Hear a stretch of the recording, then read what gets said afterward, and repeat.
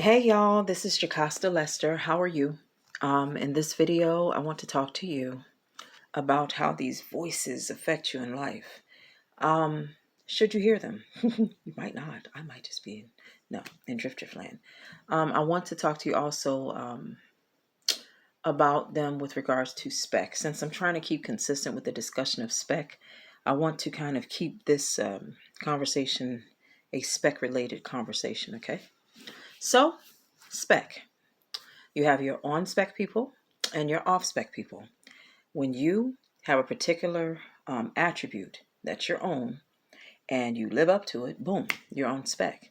When you fall off, you're off spec. So let's say you got a weight loss goal or something. Really, let's say you're supposed to weigh 130 pounds or so.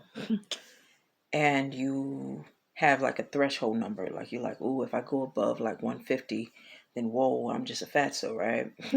Well, if you go above 150 and you have a goal to remain 130, well, then your spec was between 130 and 150 as a range that was acceptable. You got outside of your acceptable range when you hit 150, so you went off spec. But while you were off spec, you were in the land of decision and indecision. That's when these people started coming your way. I promise you, it happens. A different set of people, a different collection of people came your way. They weren't quite what they used to be. Now, I'm saying to you, the ones that, this is my thing. There are two types that I basically deal with. There are people that are like, they're with you. They agree with you. They basically see it. They're on one accord with you. They're like, yeah, you're right. I'm with that. And furthermore, you're like, yeah. Then there's those other people. You say something. Well, why is that? They're so contrary that it would take you an hour to explain something. And then when they finally come around to agree with you a little bit, basically the room got cleared. You're stuck there. Y'all were basically raising your voices, yelling. You just don't see eye to eye. And it was a waste of your time because basically it might have been somebody else that you could have spoken to in the room that you agreed with. They're contrary, in other words.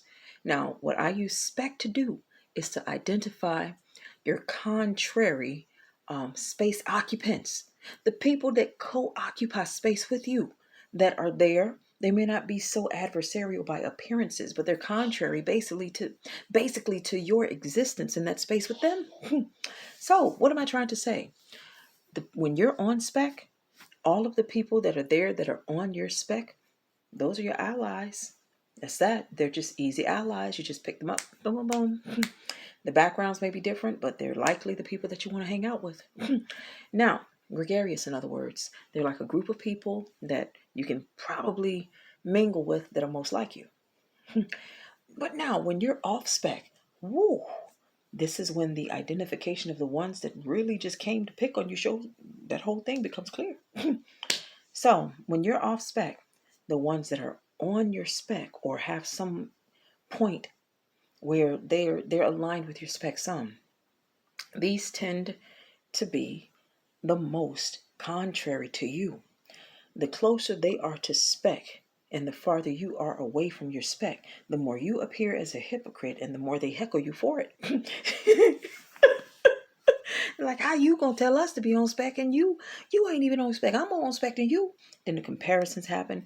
These are the like as or than people of your lives.